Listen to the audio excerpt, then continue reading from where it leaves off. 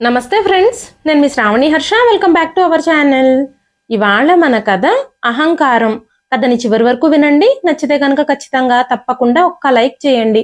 ఈ కథ పైన మీ విలువైన స్పందనని కామెంట్ రూపంలో మాకు తెలియజేయండి.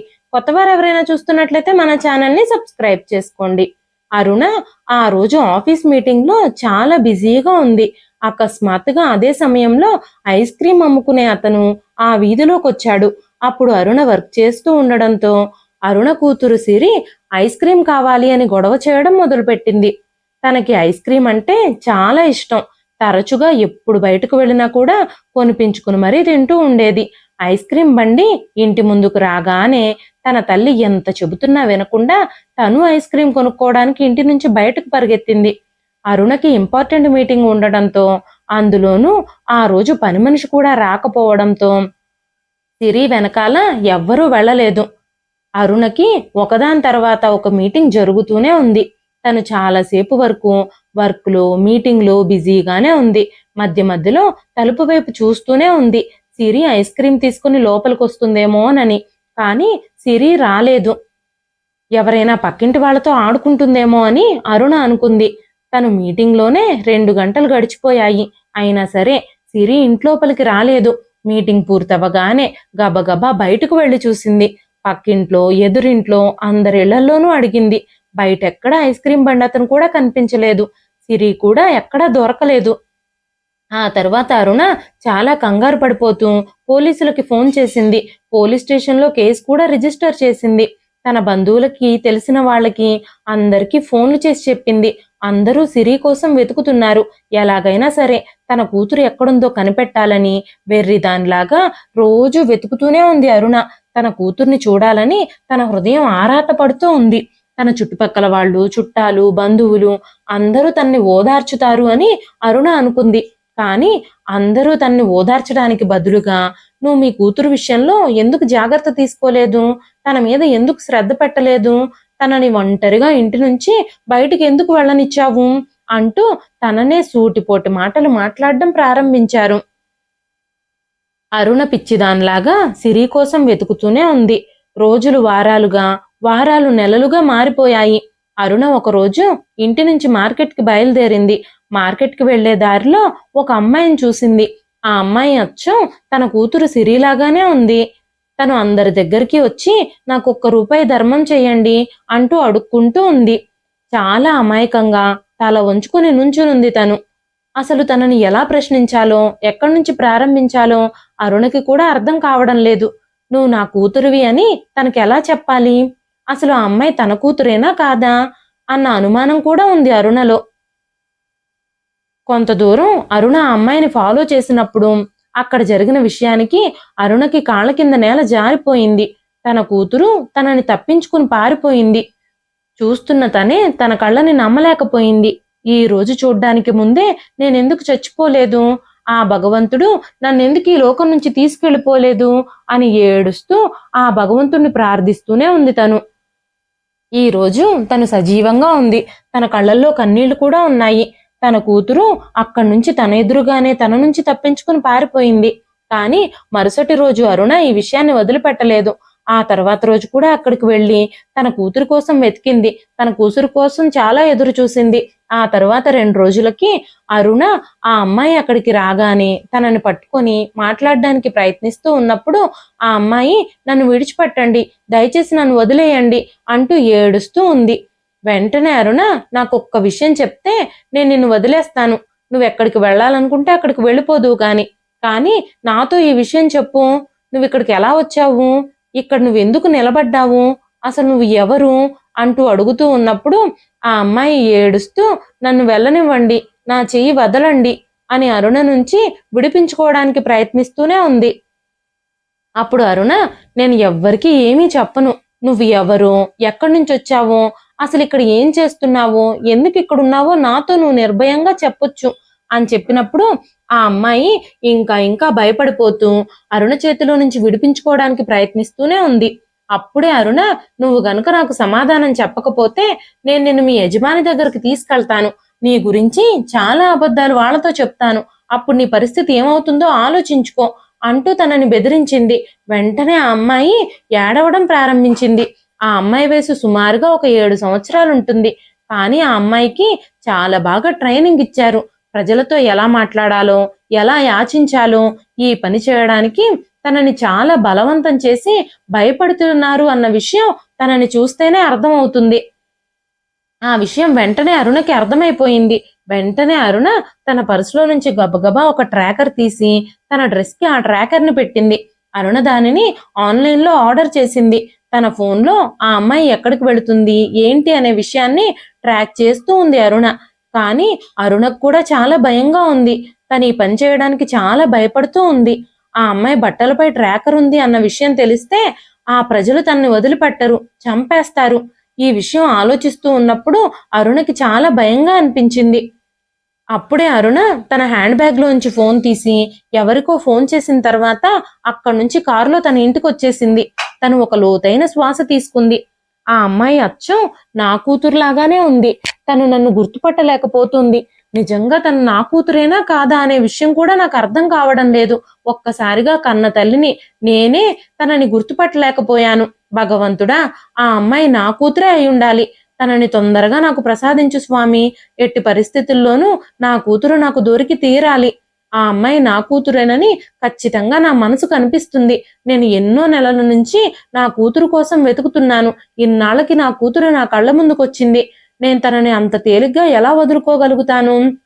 ఇన్ని నెలల్లో తన మానసిక పరిస్థితి చాలా మారిపోయి ఉంటుంది. అందుకే తను నన్ను గుర్తుపట్టలేకపోతోంది. నా కూతురు ఎవరికో భయపడుతుంది. అందుకే నేనెవరో తెలియనట్టుగా నటిస్తుందేమో. నా కూతురు చాలా పెద్ద ఇబ్బందిలో చిక్కుకునుంది. ఏదో ఒకటి చేసి నా కూతురుని నేను రక్షించాలి అని ఆ భగవంతుడి ముందు కూర్చుని చాలాసేపు ప్రార్థించిన తర్వాత తను గదిలోకొచ్చింది.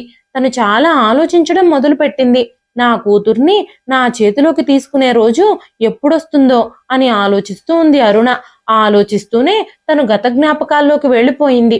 7 సంవత్సరాల క్రితం జరిగిన సంఘటనలన్నీ తన కళ్ళ ముందు కనిపిస్తూ ఉన్నాయి. తను కాలేజీలో చదువుతూ ఉన్నప్పుడు తను చాలా సంతోషంగా ఉండేది. అక్కడ చదువుతూ ఉన్నప్పుడు తనకి సుభాష్ అనే ఒక వ్యక్తి పరిచయం అయ్యాడు. తనని ప్రేమిస్తున్నానని, పెళ్లి చేసుకుంటానని వెంటపడుతూ ఉండేవాడు. కానీ ప్రేమ విషయంలో ఒక నిర్ణయం తీసుకోవడానికి అరుణ అప్పుడు సిద్ధంగా లేదు. తను తన చదువు మీద మాత్రమే దృష్టి పెట్టాలి అని నిర్ణయించుకుంది.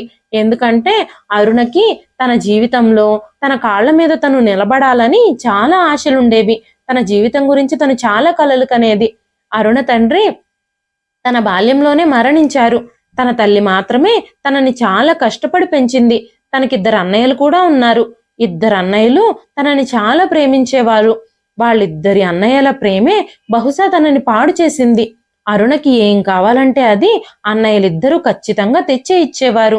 అన్నయ్యలిద్దరి ప్రేమతో అరుణ మొండిగా తయారయ్యింది. అంతేకాకుండా తను తన సొంత నిర్ణయాలు కూడా తీసుకోవడం ప్రారంభించింది. తను ఎవ్వరినీ లెక్క చేసేది కాదు. తను ఇష్టం వచ్చినట్టుగా ఉండేది. ఇష్టం వచ్చిన నిర్ణయాలు తీసుకునేది. తను ఏమనుకుంటే అది చేయడానికే ఇష్టపడేది. ఏది ఎలా ఉన్నా చదువులో మాత్రం ఎప్పుడూ అరుణ ముందే ఉండేది.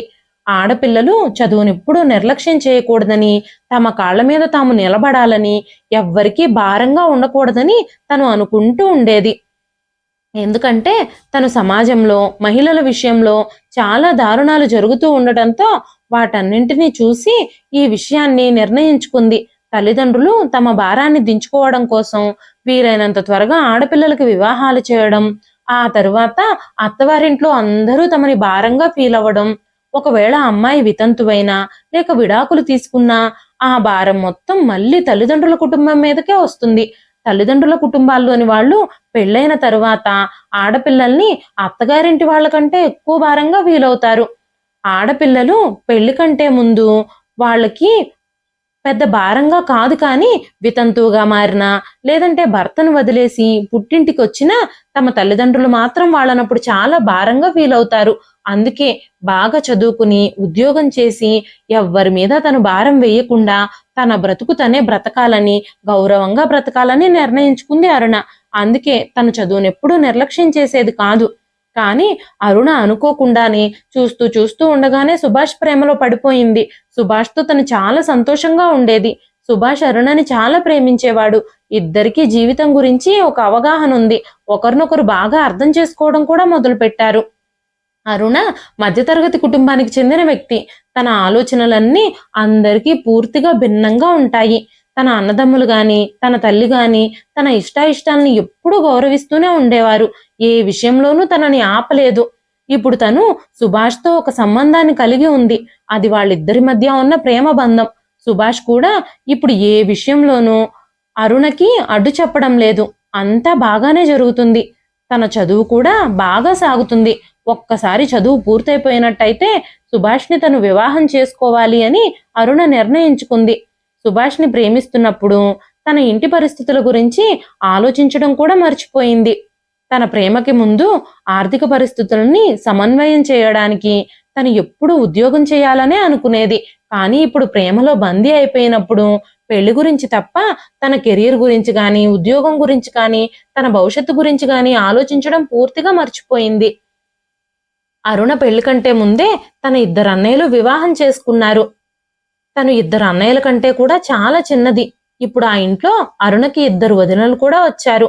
ఆ తర్వాత అరుణ చదువు పూర్తయిన తర్వాత సుభాష్ తమ ఇంట్లో వాళ్లతో ప్రేమ విషయం చెప్పి ఇంట్లో వాళ్ళని ఒప్పించడానికి ప్రయత్నించాడు.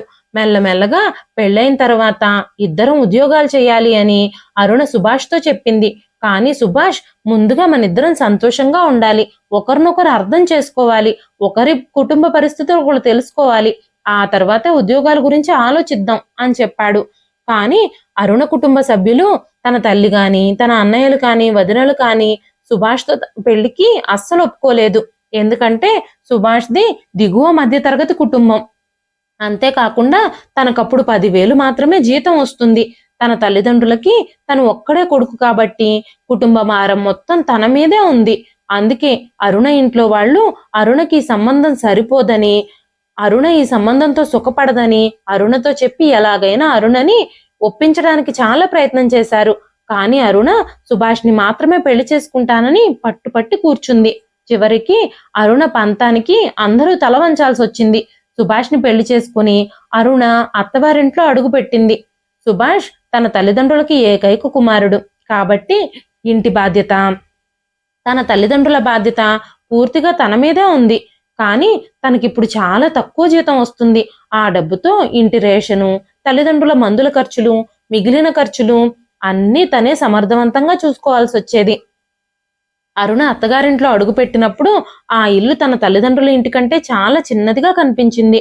మొదటి 2 రోజులు ఎలాంటి సమస్యలు లేవు. కానీ వాళ్ల పెళ్ళై 2 రోజులు గడిచిన తర్వాత అరుణ అత్తగారు అరుణతో చెప్పారు, అమ్మ అరుణ, మీ పెళ్ళై 2 రోజులు గడిచిపోయాయి. ఈ రోజు కొత్త వధువు వంటగది బాధ్యతలు తీసుకోవాలి. మొదటిసారిగా వంటగదిలో నువ్వు వంట చెయ్యాలి. ఈ రోజు నుంచి ఈ ఇంటి బాధ్యత అంతా నీదే. నీ మీద మాకు చాలా నమ్మకం ఉంది. ఇప్పుడు ఈ ఇంటిని నువ్వు చాలా జాగ్రత్తగా, సమర్థవంతంగా నిర్వహిస్తావని నేను నమ్ముతున్నాను అంటూ చెప్పారు. ఆ మాటలు విన్నప్పుడు అరుణకి చాలా కోపం వచ్చింది. సుభాష్ ఆ రోజు రాత్రి ఆఫీస్ నుంచి తిరిగి వచ్చినప్పుడు అరుణ అతనితో ఏమీ మాట్లాడలేదు. చాలాసేపటి తర్వాత సుభాష్ అరుణతో, అరుణ, నువ్వెందుకు ముభావంగా ఉన్నావు అని పదే పదే అరుణని అడిగినప్పుడు అప్పుడు అరుణ తన తల్లి మీద ఫిర్యాదు చేసింది. నేను మీ అమ్మకి, నాన్నకి పని చేయడానికి ఇంటికి రాలేదు. మీ అమ్మ ఇప్పటి వరకు ఈ ఇంట్లో పనులన్నీ చేసేది కదా. నేను రాకముందు ఈ ఇంట్లో పనులు చేయడానికి ఆవిడకి ఎలాంటి సమస్య లేదు. కానీ ఈ రోజు నేను రాగానే వంటగది బాధ్యతలన్నీ నేను తీసుకోవాలట అని చెప్పినప్పుడు సుభాష్ ఏమీ మాట్లాడలేదు. అతను నిశ్శబ్దంగా అరుణ మాటలు వింటూ ఉన్నాడు.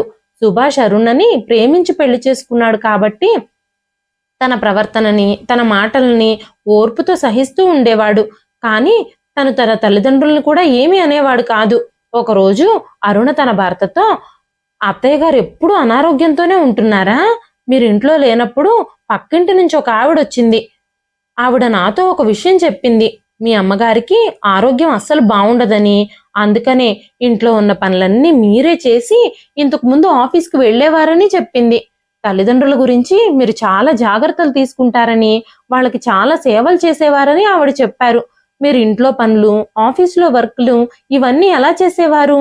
ఆఫీస్లో అంత వర్క్ చేసొచ్చి మళ్ళీ ఇంట్లో పనులు చేయడానికి మీకు అసలు ఓపిక ఎక్కడి నుంచి వచ్చేది అంటూ కోపంగా అడిగింది.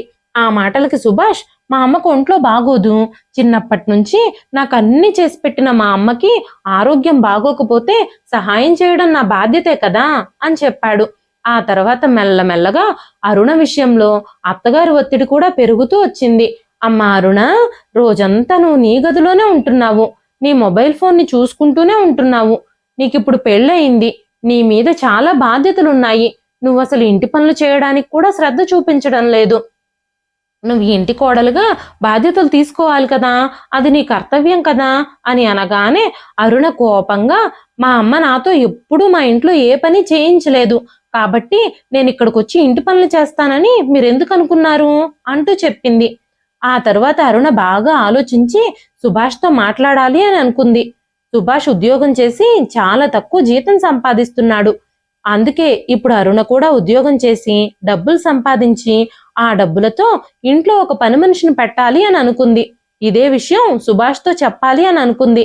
ఇంట్లోకి పని మనిషి గనక వస్తే అరుణకి అత్తగారికి మధ్య ఎటువంటి సమస్య ఉండదు అని చెప్పి అరుణ సుభాష్తో మాట్లాడినప్పుడు సుభాష్ కోపంగా, ఒక అమ్మాయి పెళ్లి చేసుకున్న తర్వాత ఇంట్లో బాధ్యతలన్నీ నెరవేర్చాలి, కుటుంబ సభ్యుల్ని జాగ్రత్తగా చూసుకోవాలి, అంతే తప్ప ఉద్యోగం చేసి డబ్బులు సంపాదించడం ఆడవాళ్ల లక్షణం కాదు, ఆడవాళ్ల కర్తవ్యమూ కాదు. ఇంక నువ్వెప్పుడూ నా దగ్గర ఉద్యోగం గురించి మాట్లాడొద్దు. ఇప్పుడు నువ్వు ఉద్యోగం చేసి సంపాదించే డబ్బుల కంటే నా తల్లిదండ్రులిద్దరికీ నీ అవసరం చాలా ఉంది, నువ్విప్పుడు వాళ్ళని జాగ్రత్తగా చూసుకోవడం చాలా అవసరం, వాళ్ళ ఆరోగ్యాలు అసలే బాగోలేదు అంటూ చెప్పాడు. మొదటిసారిగా సుభాష్ గట్టిగా మాట్లాడడం చూసింది అరుణ. అప్పట్నుంచి అరుణ కొంచెం కోపంగానే ఉండేది. సుభాష్ తనని భార్యలా కాకుండా తనని ఆ ఇంటికి, అతని తల్లిదండ్రులకి పని మనిషిగా ఉండాలని కోరుకుంటున్నాడు అని పదే పదే అనుకోవడం మొదలుపెట్టింది అరుణ. ఆ తర్వాత ఒకరోజు అరుణ తన అన్నయ్యకి ఫోన్ చేసి, అన్నయ్య, నేను ఇక్కడ ఉండలేను, నా సామాన్లన్నీ సర్దుకొని నేను అక్కడికి వచ్చేస్తున్నాను, ఇక్కడ ఈ ఇంట్లో కాపురం చేయడం నా వల్ల కాదు, ఈ మనుషులు నాకు అస్సలు నచ్చలేదు అని చెప్పినప్పుడు తన అన్నయ్యలిద్దరూ షాక్ అయిపోయారు. అమ్మా అరుణ, ఏం జరిగింది? నువ్వు ఎందుకు అత్తవారింటి నుంచి ఇక్కడికి వచ్చేస్తానంటున్నావు?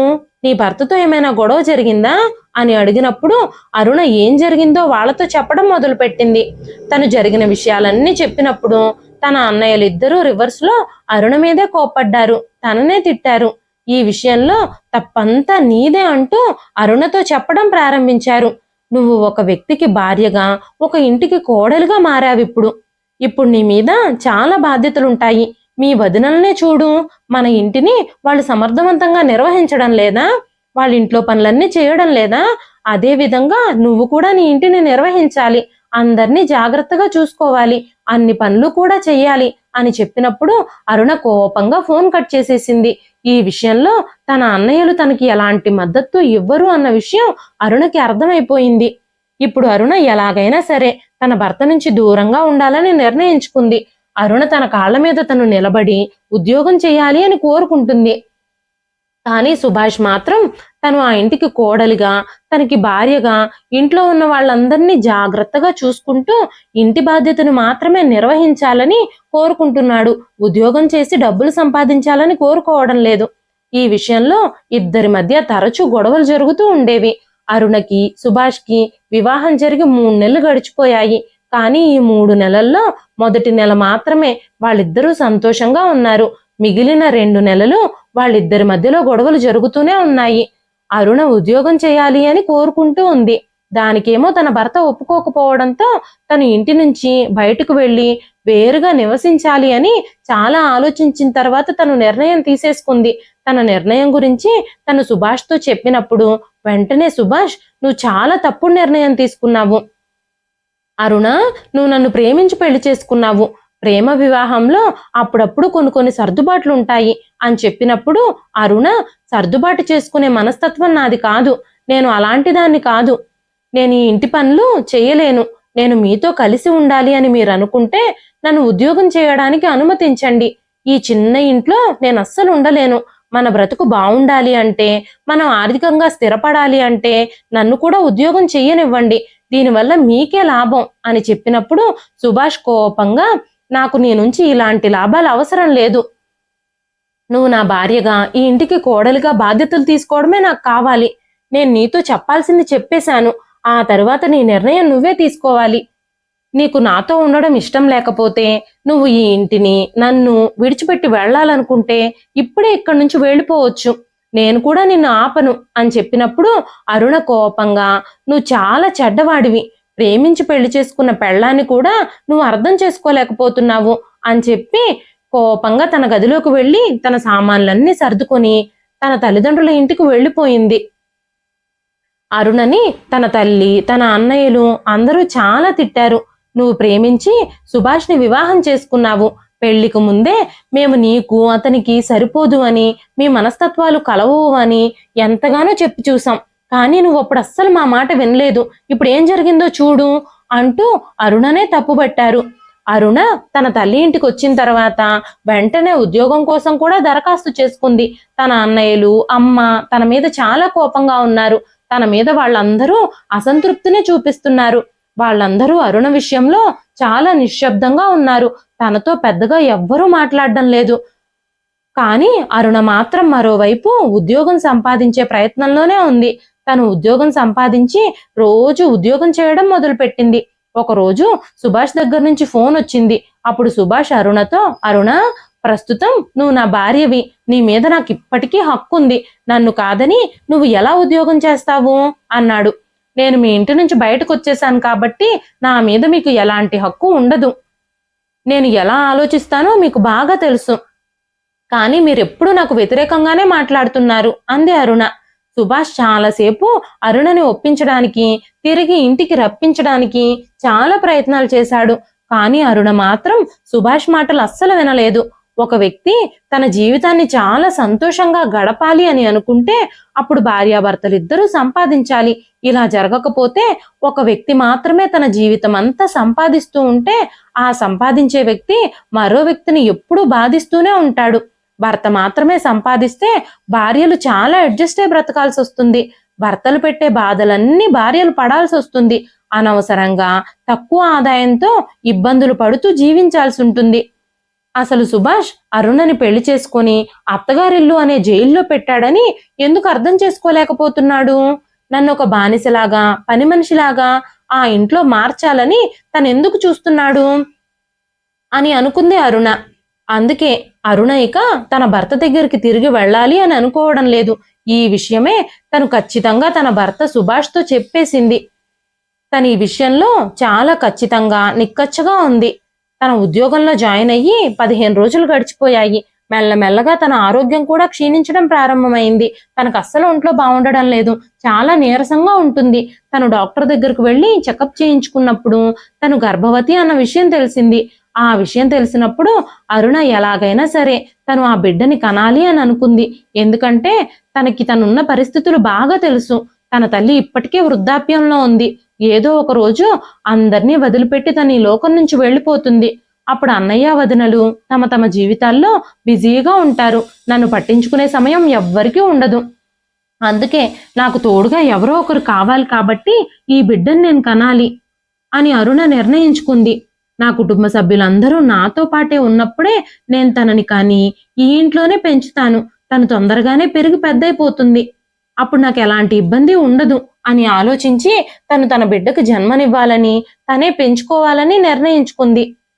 అవకాశం దొరకడంతో అరుణ తల్లి, అమ్మ అరుణ, ఒక స్త్రీ ఒంటరిగా పిల్లల్ని పెంచలేదు కాబట్టి నువ్విప్పుడు గర్భవతిగా ఉన్నావు. నువ్వు నీ భర్త దగ్గరకు వెళ్ళిపో అని చెప్పినప్పుడు అరుణ ఆ మాటలు అస్సలు వినలేదు. అరుణ మాత్రం నేను ఏదైనా ఒంటరిగా చేయగలనమ్మా, నేను ప్రతి పరిస్థితిని హ్యాండిల్ చేయగలను అంటూ తన తల్లితో చెప్పింది. రోజులు గడుస్తూ ఉన్నప్పుడు అరుణ గర్భవతి అన్న వార్త సుభాష్ వరకు చేరుకుంది. ఆ విషయం తెలిసినప్పుడు సుభాష్ అరుణకి ఫోన్ చేసి, అరుణ, దయచేసి మా ఇంటికి తిరిగి వచ్చేసేయి. ఇప్పుడు మన ఇద్దరి జీవితంలోకి ఒక బిడ్డ రాబోతుంది. ఇప్పుడు ఆ బిడ్డకి తల్లిదండ్రులుగా మన ఇద్దరం అవసరమే అని చెప్పినప్పుడు అరుణ ముక్కు సూటిగా సమాధానం చెప్పింది.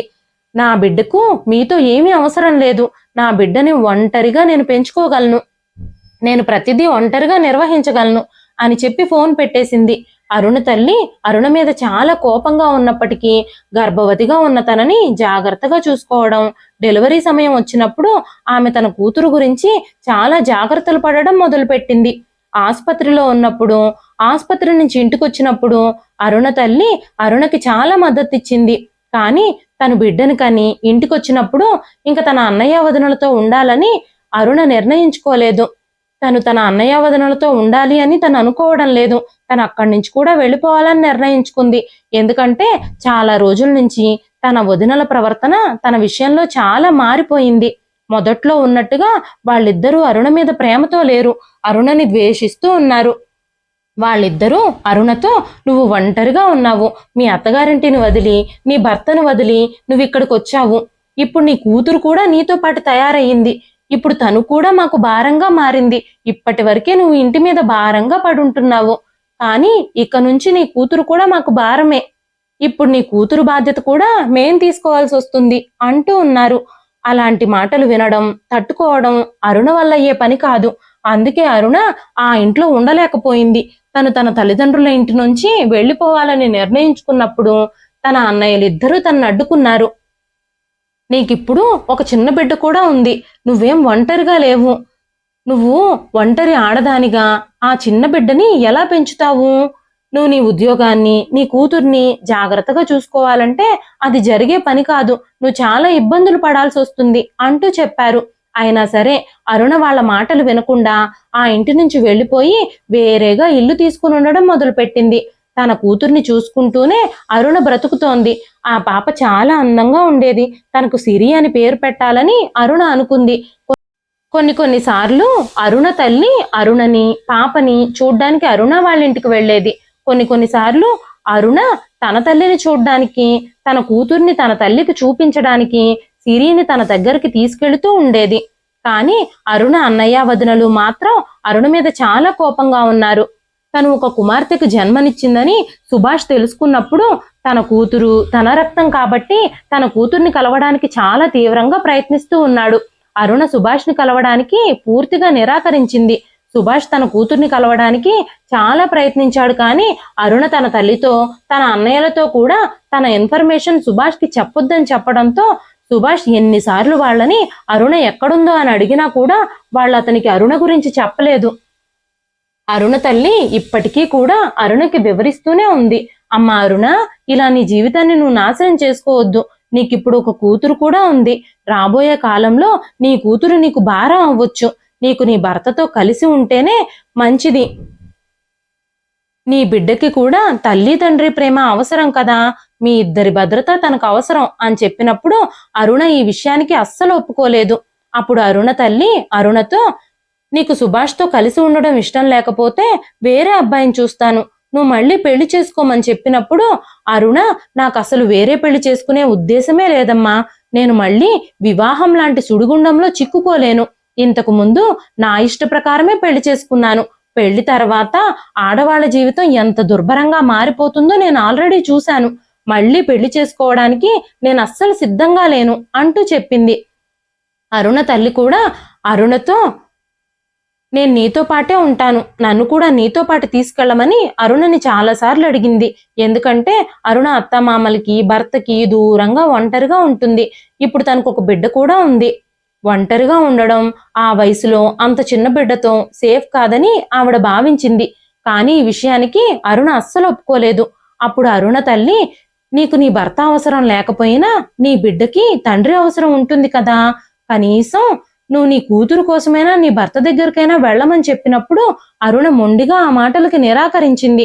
అంతేకాకుండా తల్లిని కూడా తనతో పాటు ఉంచుకోవడానికి అస్సలు ఇష్టపడలేదు. తను రోజు ఆఫీస్కు వెళ్ళి పని చేస్తూ ఉండేది.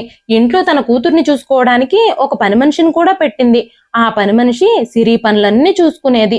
అరుణ ఆఫీస్కు వెళ్ళిన దగ్గర నుంచి అరుణ దృష్టి అంతా తన కూతురు మీదే ఉండేది. పదే పదే పని మనిషికి ఫోన్ చేస్తూనే ఉండేది. సిరి అరుణ జీవితంలో చాలా ముఖ్యమైన భాగంగా మారిపోయింది. సమయం వేగంగా గడిచిపోతూ ఉంది. సిరికి 3 సంవత్సరాల వయసున్నప్పుడు సుభాష్ తన కూతురు తనకు కావాలని కోర్టులో కేసు వేశాడు. అరుణ కూడా ధైర్యంగా తన కూతురు కోసం కోర్టులో పోరాడింది. అప్పుడు కోర్టు వాళ్ళు ఆ సిరికి 18 సంవత్సరాల వయసు వచ్చే వరకు సిరి తన తల్లితోనే ఉండాలని, ఆ తర్వాత సిరి ఇష్ట ప్రకారం తను ఎక్కడ ఉండాలి అనేది తనే నిర్ణయించుకోవచ్చని తీర్పు చెప్పారు. అప్పుడు సుభాష్ కనీసం నా కూతుర్ని అప్పుడప్పుడు అయినా వచ్చి చూసుకుని వెళతాను అంటూ అరుణను బ్రతిమాలాడు. కానీ అరుణ అస్సలు ఆ విషయానికి ఒప్పుకోలేదు. ఒక పోరాటం జరుగుతూ ఉన్నప్పుడు స్త్రీ ఎప్పుడూ బలహీనంగానే పరిగణించబడుతోంది. కానీ తను తెలివిగా ఉన్నప్పుడు, తను అవగాహనతో ప్రతి విషయాన్ని తను గెలవగలుగుతుంది. సమయం నెమ్మదిగా గడిచిపోతూ ఉంది. అరుణ తన ఉద్యోగం చేసుకుంటూ, తన కూతుర్ని చూసుకుంటూ మరికొన్ని సంవత్సరాలు గడిచిపోయాయి. అరుణ తల్లి మాత్రం అరుణని రెండో పెళ్లి చేసుకోమని ఎప్పుడూ బలవంతం చేస్తూనే ఉండేది. సమయం దొరికినప్పుడల్లా బిడ్డకి తండ్రి కావాలి, ఆడదానికి భర్త అండ కావాలి అంటూ చెబుతూనే ఉండేది. సుభాష్, అరుణ విడిపోయినప్పటికీ వాళ్ళిద్దరూ ఇంకా విడాకులు తీసుకోలేదు. అరుణ తల్లి అరుణతో, సుభాష్తో కలిసైనా ఉండు, లేదంటే విడాకులు తీసుకుని వేరే పెళ్ళైనా చేసుకో, ఇలా ఒంటరిగా మూడులా మిగిలిపోవద్దు అని చెప్పేది. నువ్వు జీవితాంతం పని చేస్తూ కూర్చొని సిరిని చూసుకుంటూ ఒంటరిగా ఎలా గడుపుతావు? ఇప్పుడు పని మనిషి నీ కూతుర్ని చూసుకుంటుంది. తర్వాత తను పెద్దదవుతుంది, తను పెళ్లి చేసుకుని వెళ్ళిపోతుంది. నువ్వు మాత్రం ఒంటరిగా మిగిలిపోతావు. నేను మాత్రం ఎన్నాళ్ళనుంటాను? అయినా నన్ను కూడా నువ్వు నీతో ఉండనివ్వడం లేదు కదా. నీ గురించి పట్టించుకోవడానికి నీకంటూ ఒక ఎప్పటికీ ఉండరు, నువ్వు ఇలాగే మొండిగా ఉంటే అంటూ తనకు నచ్చజెప్పడానికి ప్రయత్నిస్తూ ఉండేది. నువ్వు నా మాట వినకపోతే నువ్వు ఒంటరిదానివి అయిపోతావు అని చెప్పినప్పుడు అరుణ ఆ విషయం గురించి అస్సలు పట్టించుకోలేదు. తను ప్రేమించి పెళ్లి చేసుకున్న వ్యక్తితోనే తను సంతోషంగా ఉండలేనప్పుడు ఎవరితో మాత్రం తను సంతోషంగా ఉండగలుగుతుంది? ప్రతిసారి ఇలాంటి గొడవలు తన జీవితంలో తీసుకోవాలని అరుణ అనుకోవడం లేదు. మెల్లమెల్లగా సిరికి 4 సంవత్సరాల నుండి ఇప్పుడు సిరి స్కూలుకు కూడా వెళ్లడం మొదలుపెట్టింది. మెల్లగా సిరి ఫస్ట్ క్లాస్లోకి వచ్చింది. అరుణ ఆఫీస్లో చాలా కష్టపడి పనిచేసేది. తను చాలా తెలివిగలది. చాలా బాగా వర్క్ చేయడంతో అరుణకి ఆఫీస్ నుంచి కూడా చాలా మద్దతు లభించేది. తను ఒక సింగిల్ పేరెంట్ కావడం వల్ల తనకి అవసరమైనప్పుడల్లా ఆఫీస్ వాళ్ళు వర్క్ ఫ్రం హోమ్ కూడా ఇస్తూ ఉండేవాళ్ళు. అరుణ తన గదిలోనే కూర్చుని వర్క్ చేసుకుంటూ ఉండేది. సిరి తన ఎదురుగా బొమ్మలతో ఆడుకుంటూ ఉండేది. పని మనిషి పూర్తిగా సిరిని చూసుకుంటూ ఉండేది. స్కూల్కు వెళ్ళడానికి కూడా సిరిని రెడీ చేయడం, లంచ్ బాక్సులు కట్టడం, అన్ని పనులు పని మనిషే చూసుకునేది. సిరి స్కూల్ నుంచి వచ్చాక కూడా తనకి ఏం కావాలన్నా పని మనిషే చేసిచ్చేది. ఆ రోజు అకస్మాత్తుగా పని మనిషి సెలవులో ఉంది. ఆ రోజు పని మనిషి ఇంటికి పనికి రాలేదు. అరుణ అక్కడే కూర్చుని ఆఫీస్ వర్క్ చేసుకుంటూ ఉంది. సిరి కూడా బొమ్మలతో ఆడుకుంటుంది. బయట ఐస్ క్రీమ్ అన్న సౌండ్ వినపడగానే సిరి ఐస్ క్రీమ్ కావాలని బయటకు వెళ్ళబోయింది. అప్పుడే ఇంపార్టెంట్ మీటింగ్ ఉండడంతో మీటింగ్లో ఉండడం వల్ల అరుణ సిరిని ఆపలేకపోయింది. అయినా సరే తన చేతి సైగలతో తనని ఆపడానికి చాలా ప్రయత్నించింది అరుణ.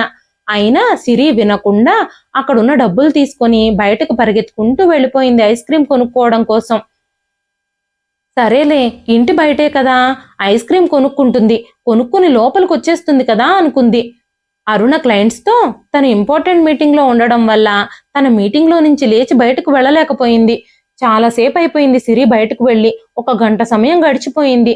బయట పక్కింట్లోనో ఎదురింట్లోనో తన స్నేహితులు ఎవరైనా కనబడితే వాళ్లతో ఆడుకుంటూ ఉందేమోలే అని అరుణ అనుకుంది. తన మీటింగ్ పూర్తవ్వగానే ల్యాప్టాప్ మూసేసి పక్కన పడేసి తన కూతురు కోసం బయటకు పరిగెత్తింది అరుణ. కానీ అక్కడ సిరి కనిపించలేదు. ఒక్కసారిగా తన గుండె ఆగిపోయినంత పని అయింది. వీధంతా ఎడారిలా ఉంది. ఎక్కడా ఎవ్వరూ కనిపించలేదు. మిట్ట మధ్యాహ్నం కాబట్టి అందరూ తలుపులు వేసుకొని ఇళ్లల్లో ఉన్నారు. ప్రతి ఇంటి తలుపుని తట్టి తన కూతురు గురించి అడిగింది అరుణ. కానీ ఎవ్వరూ ఏమీ తెలియదు అనే చెప్పారు. తను తల పట్టుకుని వీధిలోనే కూర్చుని ఏడుస్తూ ఉంది. నేను ఆఫీస్ పనిలో మునిగిపోయి ఎంత పెద్ద తప్పు చేశాను, ఇప్పుడు నేను నా కూతుర్ని కోల్పోయాను అని ఏడుస్తూ ఉంది. చిన్నపిల్లల్ని కిడ్నాప్ చేసే గ్యాంగులు ఊర్లో తిరుగుతున్నారు అన్న విషయం తన మనసులో మెదిలినప్పుడు తనకు చాలా టెన్షన్గా అనిపించింది. నా చిన్న నిర్లక్ష్యం కారణంగానే ఈ రోజు నా కూతురు నాకు దూరం అయింది అని తను పోలీసులకు ఫోన్ చేసి ఇన్ఫర్మేషన్ కూడా ఇచ్చింది. కొద్దిసేపట్లోనే పోలీసులు అక్కడికి చేరుకున్నారు. పోలీసులకి తన కూతురు ఫోటో కూడా ఇచ్చింది అరుణ. తెలిసిన వాళ్ళందరికీ ఇన్ఫార్మ్ చేసి చెప్పి తన కూతురు కోసం వెతకమంది. అందరూ సిరిని వెతకడంలో ప్రయత్నిస్తూనే ఉన్నారు. కానీ ఎవ్వరి ప్రయత్నాలు ఫలించలేదు. నేను నా కూతుర్ని పొందడానికి ఇంకా ఏం చెయ్యాలి అని సిరి చాలా ఏడుస్తూనే ఉంది. తనే నాకున్న ఒకే ఒక్క తోడు, తనిప్పుడు ఏమైపోతుందో అని ఏడుస్తూనే ఉంది అరుణ. నొప్పితో తన తలంతా పగిలిపోతుంది. ఈ వార్త సుభాష్కి చేరుకున్నట్టయితే తను ఖచ్చితంగా నా మీద కోర్టులో కేసు వేస్తాడు అని తను భయపడుతూ ఉంది. తన కూతురు లేకుండా అస్సలు బ్రతకలేదు. ఆ రోజంతా తను వీధిలోనే కూర్చునుంది. తన కూతురు ఆ చుట్టుపక్కల ఎక్కడో ఉందని, కాసేపట్లో తిరిగి వస్తుందని తను ఎదురు చూస్తూనే ఉంది. ఎవరు ఎంత ప్రయత్నించినా సరే సిరి ఎవ్వరికీ దొరకలేదు. సాయంత్రం అయిపోతుంది. తన కూతురు ఆకలితో ఎక్కడెక్కడ తిరుగుతుందోనని తను ఏడుస్తూనే ఉంది. కాసేపటి తర్వాత ఈ విషయం తెలుసుకుని అరుణ తల్లి కూడా అక్కడికొచ్చింది. కోపంగా నోటికొచ్చినట్టు మాట్లాడి అరుణని ఇంకా వేధిస్తూనే ఉంది. తను నాడి రోడ్డు మీద కూర్చోవడం వల్ల నీ కూతురేం తిరిగి రాదు, లోపలికి రమ్మని చెప్పి అరుణని లోపలికి తీసుకెళ్ళింది. అసలు నీకు కొంచెం కూడా జాగ్రత్తే లేదు. చిన్న పిల్లని ఎలా ఒంటరిగా వదిలేశావు? మీ ఆఫీస్ పనే నీకు పసిపిడ్డ కంటే ఎక్కువైపోయిందా అంటూ కూతురు మీద అరిచింది. కాని అరుణ మాత్రం నిస్సహాయంగా మారిపోయింది. తను ఏడుస్తూ, అమ్మా, ఎలాగైనా నా కూతుర్ని నాకు వెతికివ్వండి, లేదంటే నేను చచ్చిపోతాను, నాకు ఈ లోకంలో తను తప్ప ఇంకెవ్వరూ లేరు అని ఏడుస్తూ ఉన్నప్పుడు తన తల్లి కోపంగా, అందుకే నేను నిన్ను మళ్ళీ పెళ్లి చేసుకోమని చెప్పాను, లేదంటే నిన్ను నీ భర్త దగ్గరికి వెళ్ళమని చెప్పాను, కానీ నీకు ఈ విషయం అస్సలు అర్థం కాలేదు అని చెబుతూ ఉన్నప్పుడు అరుణ కోపం తారాస్థాయికి చేరుకుంది. తను చాలా గట్టిగా అరిచింది. ఇలాంటి సమయంలో నువ్వు ఇలాంటి అనవసరమైన విషయాల గురించి మాట్లాడడానికి నీకు సిగ్గు అనిపించడం లేదా? కూతురు కనిపించని బాధలో నేనుంటే ఇంకా నువ్వు నన్ను కాకిలో పొడుచుకు తింటున్నావు అంటూ అరుణ తీవ్రంగా ఏడవడం ప్రారంభించింది. అరుణ తల్లి మాత్రం, నువ్వు నీ అత్తామామలతో నీ భర్తతో ఉండుంటే ఈ రోజు ఈ పరిస్థితి ఉండేది కాదు. నువ్వు పనిలో బిజీగా ఉన్నా తనని చూసుకోవడానికి ఎవరో ఒకరు ఉండేవారు. కుటుంబం అంటేనే ధైర్యం అంటూ చెప్పింది. సిరి మిస్ అయిందని తెలిసిన వెంటనే సుభాష్ చాలా పెద్ద కలకలమే సృష్టించాడు. సిరి దొరికిన వెంటనే నాతో పాటే తీసుకెళ్లిపోతాను. నీలాంటి జాగ్రత్త లేని వ్యక్తితో నా కూతుర్ని నేను ఉంచను. నువ్వు కట్టుకున్న భర్తనే వదిలేసిన దానివి, ఇప్పుడు కూతుర్ని కూడా నీ ఉద్యోగానికి అడ్డంగా ఉందని వదిలేసుంటావు అంటూ తనతో తప్పుగా మాట్లాడాడు. అరుణ సిరి కోసం వెతుకుతూనే ఉంది. సమయం గడిచిపోతుంది. రోజులు వారాలుగా, వారాలు నెలలుగా మారిపోయాయి. కానీ సిరి గురించి ఎలాంటి ఇన్ఫర్మేషను లేదు. ఇప్పుడు చాలా రోజుల నుంచి తను ఎలా ఉందో, అసలు తింటుందో, పడుకుంటుందో ఏ విషయమూ తనకు కూడా తెలియడం లేదు. ఇంటి రేషన్ మొత్తం ముగిసిపోయింది. ఆ రోజు అరుణ కారులో సరుకులు తెచ్చుకోవడానికి బయలుదేరింది. ఆ రోజు తన గుండెందుకో చాలా వేగంగా కొట్టుకోవడం ప్రారంభించింది. తను మార్కెట్లో సరుకులు తీసుకొని బయటకు వస్తూ ఉన్నప్పుడు ఒక అమ్మాయి తన ఎదురుగా వచ్చి, ధర్మం చేయండి, నాకు కొంచెం డబ్బులు ఇవ్వండి అని అడుక్కోవడం చూసింది. ఆ మాటలు తన చెవులల్లో ప్రతిధ్వనించడం మొదలయ్యాయి. అంతమంది జనంలో కూడా తన కూతుర్ని స్పష్టంగా గుర్తించగలిగింది. తన పాత చిరిగిపోయిన బట్టలు ధరించుంది. తన ముందే చెయ్యి చాచి అడుక్కుంటూ ఉంది. తన జుట్టు ముఖం మీద చల్లా చెదురుగా పడున్నాయి. అరుణ బాధతో మోకాళ్ల మీద కూర్చుంది. వెంటనే వెళ్లి ఆ పిల్లని కౌగిలించుకుంది. సిరి, నువ్వు ఇన్ని రోజులు ఎక్కడికి వెళ్ళిపోయావు అని ఏడుస్తూ ఉంది. కానీ ఆ సిరి అరుణని పక్కకి నెట్టేసి అక్కడి నుంచి పారిపోయింది. అకస్మాత్తుగా తనని ఎవరో కారులో ఎక్కించుకున్నారు. ఆ తరువాత తను అదృశ్యం అయిపోయింది.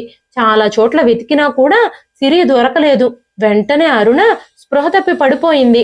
కళ్ళు తెరిచి చూసేసరికి తను హాస్పిటల్లో ఉంది. తన చుట్టూ చూసేసరికి తన చుట్టూ తన తల్లి, అన్నయ్యలు, వదినలు ఉన్నారు. తనని విశ్రాంతి తీసుకోమని చెబుతూ ఉన్నారు. అయినా సరే వినకుండా తన కూతురు గురించే కలవరిస్తూ ఉంది. తన కూతురు రోడ్డు మీద కనిపించింది అంటే ఎవ్వరు చెప్పినా నమ్మడం లేదు. వెంటనే సిరి కోసం అరుణ ఆన్లైన్లో ఒక ట్రాకర్ని ఆర్డర్ చేసింది. తన కూతురు కనపడిన ప్రదేశంలోనే తర్వాత రోజు నుంచి తిరగడం మొదలుపెట్టింది. 3 రోజుల తర్వాత సిరి మళ్ళీ అదే ప్రదేశంలో కనిపించింది. అప్పుడు అరుణ సిరి డ్రెస్కి ఆ ట్రాకర్ పెట్టి పోలీసులకి ఫోన్ చేసి ఇన్ఫర్మేషన్ ఇచ్చి అక్కడి నుంచి ఇంటికి వచ్చేసింది. తను గత జ్ఞాపకాల్లో ఉండగానే తన ఫోన్ మోగింది. ఫోన్ మోగిన చప్పుడుకి తను గతం నుంచి బయటకు వచ్చింది. పోలీసులు ఫోన్ చేశారు. సిరి ఎక్కడుందో తెలిసిందని, పిల్లల్ని భిక్షగాళ్లుగా మార్చి వాళ్లతో భిక్షాటన చేయించే గ్యాంగ్ కి సంబంధించిన డెన్ ఎక్కడుందో మేము కనిపెట్టామంటూ ఇన్స్పెక్టర్ చెప్పారు. అరుణ కూడా పోలీసులతో కలిసి తన కూతురు కోసం అక్కడికి వెళ్ళింది. పోలీసులు లోపలికి వెళుతూ ఉన్నప్పుడు అరుణని బయట ఆగిపోమ్మన్నారు.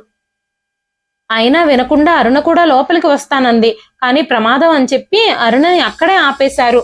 అరుణ బయటే నుంచుని తన కూతురు కోసం ఎదురు చూస్తూ ఉంది. లోపలికి వెళ్లిన పోలీసులకి చాలా మంది రౌడీలతో పాటు చాలా మంది చిన్నపిల్లలు కూడా అక్కడ కనిపించారు.